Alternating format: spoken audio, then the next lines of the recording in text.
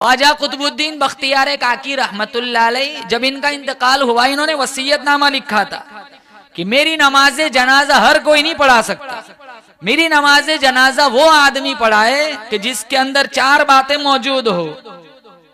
ख्वाजा कुतुबुद्दीन बख्तियार काकी रहमतुल्लाह अलैह ने वसीयतनामा लिखा, मेरी नमाजे जनाजा वो आदमी पढ़ाए बालिग होने से मेरे जनाजे के वक्त तक कभी भी किसी भी हाल में भी तकबीर उला कज़ा न हुई हो, बालिग होने से मेरे जनाजे के वक्त तक कभी भी किसी भी हाल में भी असर की सुन्नत न छूटी हो।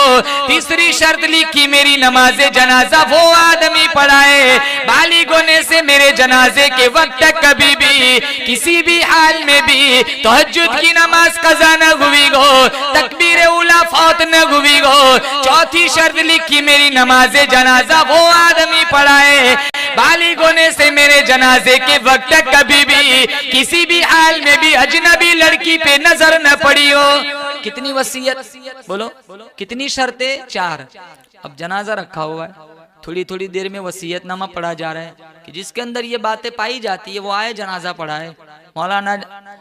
मौलाना मनाजिर हसन गिलानी ने लिखा है, इतना बड़ा मजमा था, 20,000 मुहद्दिस थे, 50,000 उलमा थे, 1 लाख नाजरा कुरान पढ़ाने वाले थे, 80,000 हुफ्फाज थे।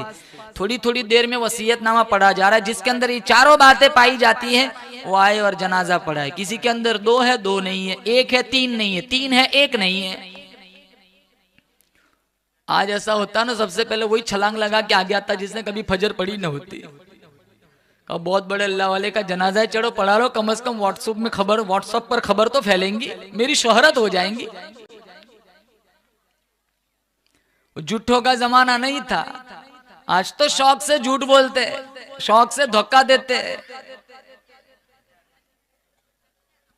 जब शाम का वक्त हुआ, मजमे को चीरता हुआ एक नौजवान आगे आया, कफन से चादर हटाई, गरम गरम आंसू टपके और कहने लगा, ख्वाजा मैं जानता हूं तू किसे कहकर गया है, मैंने बड़ी मख्फी जिंदगी गुजारी है, मेरा राज सिर्फ मेरा ख्वाजा मेरा अल्लाह जानता था, लेकिन अगर नहीं पढ़ाता तो पढ़ाने वाला कोई नहीं, पढ़ाता हूं तो मेरा राज कोई नहीं।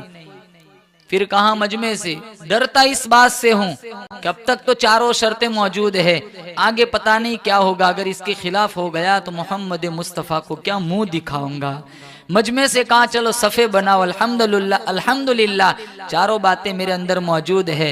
यकीन करो वो किसी मदरसे का इमाम नहीं था, किसी मस्जिद का इमाम नहीं था, किसी मदरसे का शेखुल हदीस नहीं था, किसी इलाके का पीर नहीं था, बल्कि उस जमाने में हिंदुस्तान के तख्त पर बैठकर हुक्मरानी करने वाला ख्वाजा शमसुद्दीन अल्तमस था। बादशाह का ये हाल है तो पब्लिक कैसी होगी।